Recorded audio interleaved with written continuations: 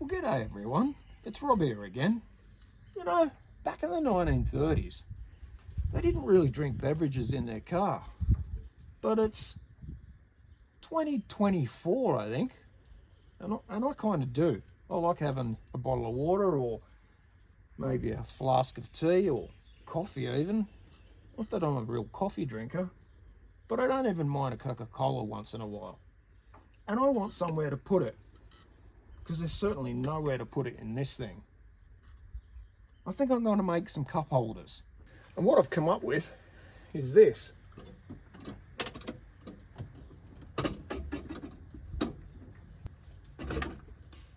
And I'm going to show you how I made them. Well, here we have a nice big piece of flat steel, and it's 3.2 millimeters by 200 wide, which is about 1/8 of an inch and 8 inches wide for those on the other side of the pond. Well, I think the first thing to do here is draw out my shape and make sure I do it within the confinements of a rectangle. Well, after getting out a few tools and a 3-inch hole saw here, which is the size I'm going to go with the center there, I realised I made a boo-boo. This is not 200. It's in fact 170.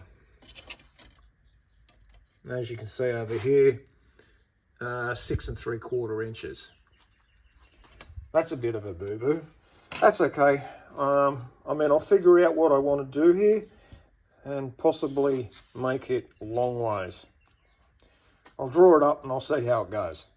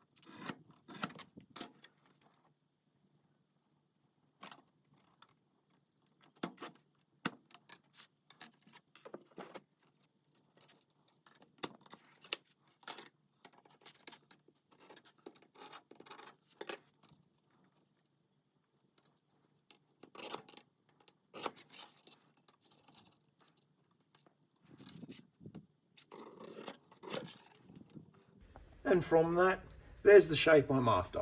I think what I'll do next is duplicate this shape over onto this side and we'll get this thing cut out. Now the cutting discs that I'm using are about 1.5 millimeters thick. So I'm going to put another line here and then start my drawing.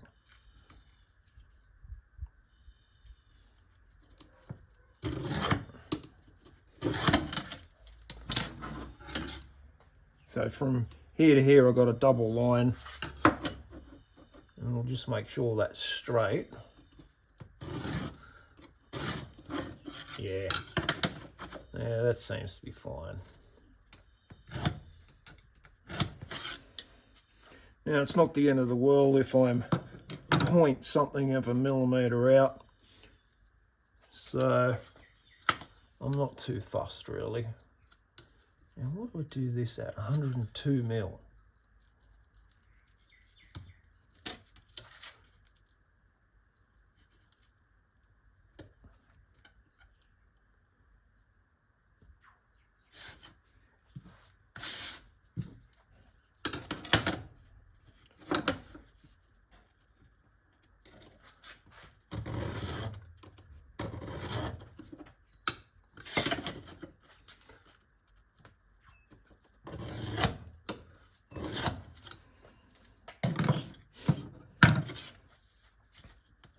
And a center line at 51. Why did I choose 51, you might ask, or 102? Well, my biggest hole saw, well it's not the biggest, but my hole saw here is 76 millimeters. And I want about 12 mil on either side.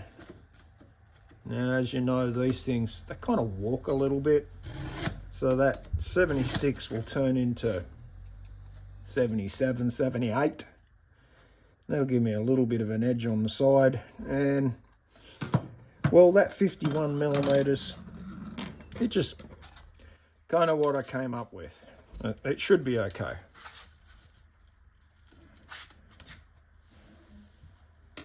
I'll do here. Nah, do it properly, Rob.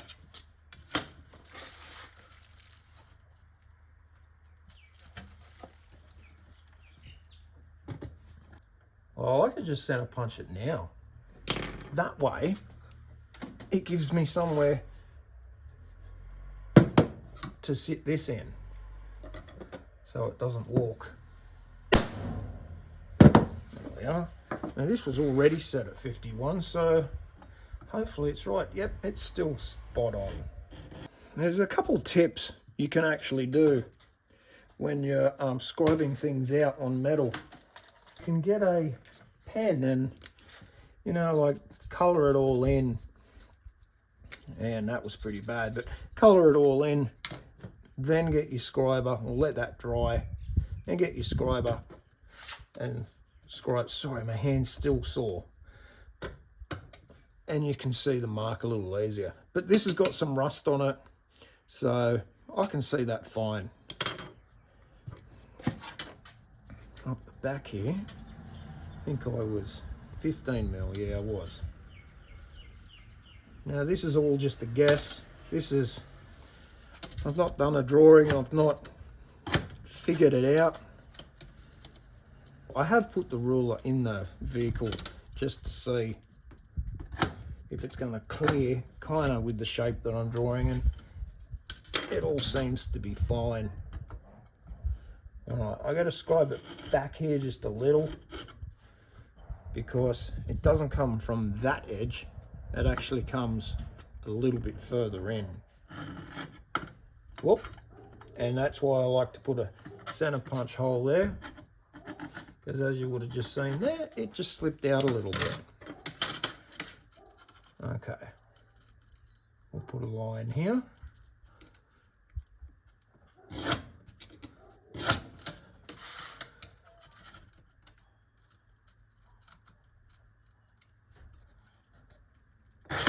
Whoop, she moved. Let's do that again. There we have it.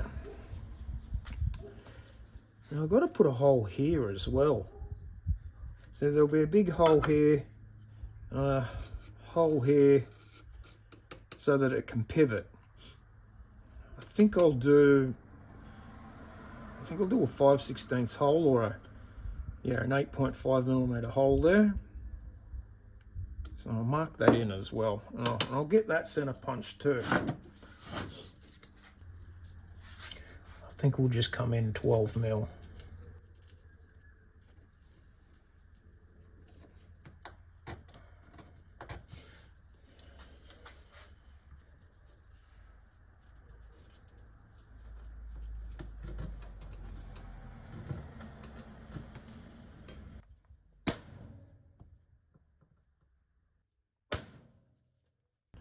Alright, I'll take this outside and we'll cut these rectangles up.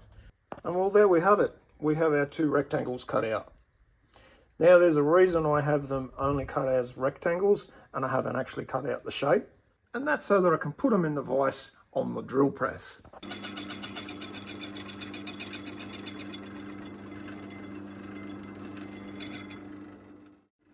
And here's the second one with the most horrific noise.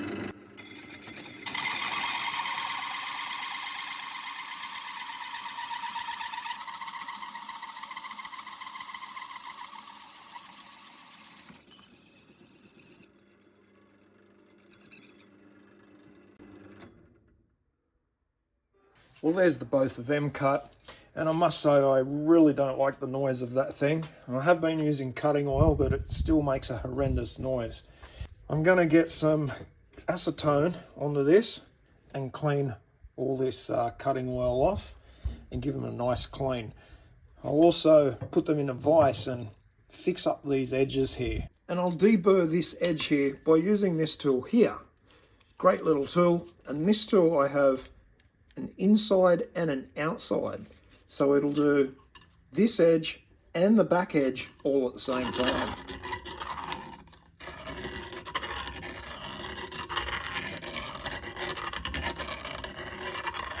And how easy is that? Now this edge has no sharp edges and it won't cut your fingers. Well, these holes here are drilled and I've bolted them together, and you can see how this is going to pivot like this. It's time to cut out the whole shape. I'll take it outside and cut it all up with the angle grinder. Well, that's done. Time to put it on the linisher and clean this all up. Well, here we are. We're at this point now and they're all ground up and they're looking really good. So with these done to this point, you can see that if I put a cup in there, it's just going to fall all the way through. So I need to devise a way of putting something here without it being separate. It needs something probably like this. And I just bent this up out of a bit of bar that I had. It was from a piece of furniture or something. I always pull things apart that I'm going to throw out that might have a bit of steel or something I think I might be able to use later down the track, and just put it in my metal stash. I simply just bent this up on the vise. It was really easy to bend. I'm thinking I'm going to put it something like this. And if I put it in the right spot where it will, how can I explain? Where I'll have to kind of slightly force it up into there and then slightly force it out. It'll hang down like that and stop a drink from falling out. Well, that's my plan anyway. See what I can come up with. So I've changed the design here. You might have noticed that I had these coming outwards. Well, that wasn't going to work. I think this will work, so I'll just make a couple of little straps here, some tiny little screws, and that can go like that. I guess what I've got to do is figure out how to stop it from just falling the whole way. So it'll have to have some sort of stopper here, so it'll stop in around about that orientation. I'm not completely happy with this one, so I went ahead and made another two. Just got to cut this top off at the moment so that it looks more like this one.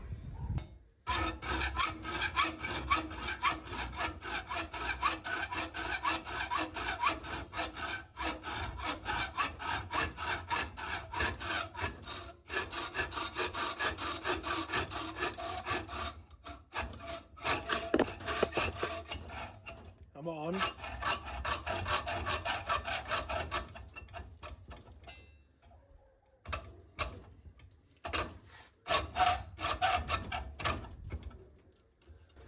Well, the other one didn't give me much grief at all.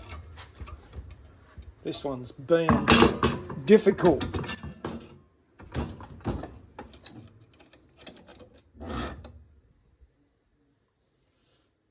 It's okay, it's gone most of the way through.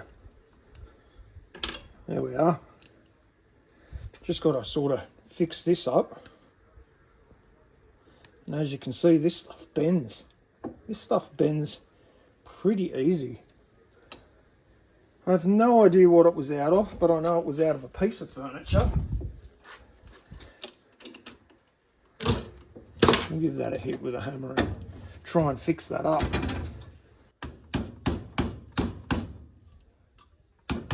There we have it.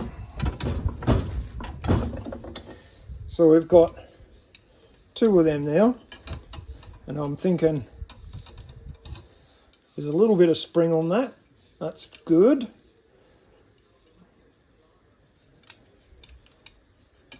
Anyway, I've got to make a couple of little pieces to go over, you know. Boop, boop, boop, over like that. So after a few hours of cutting and grinding and a lot of thought, this is what I've come up with. Now, I've used a couple of little clamps here, which were just hydraulic fittings for brake lines. I figured that was the easiest way to clamp this on. You could make them yourself, but like I said, it was just easier to use what I had. You can see I've put a little bend here and I've actually bent this inwards. Here's the other one I made. I've yet got to do this one. And you can see I've also made little stoppers here. Now there's some there which were just made out of the offcut, which was from here. And before I do all of that, I'll show you how this works. So we're going to pretend here that this is bolted underneath the dash. And with that, you'll swivel it out and that'll just sit down like that. I've got a can here, we'll see if this works. There you go. No dramas. Well, I guess the best way to just duplicate it onto this one is to pull all this apart again and lay it over the top and drill a whole heap of holes.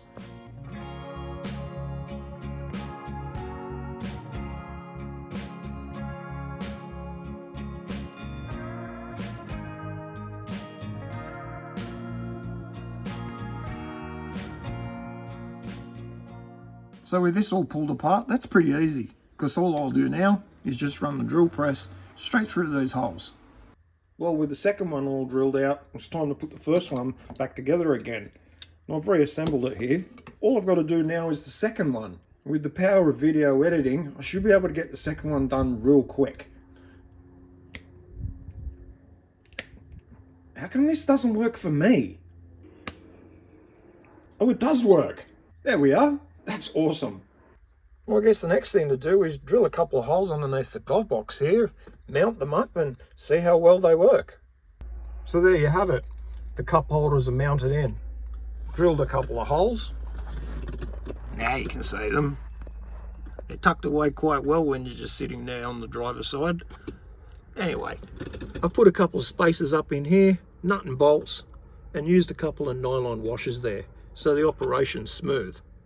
They simply just pivot out, like so. Snap these down, and throw your bottle in. How good's that? Anyway guys, thank you so much for watching. I'll catch us all on the next one. See yas!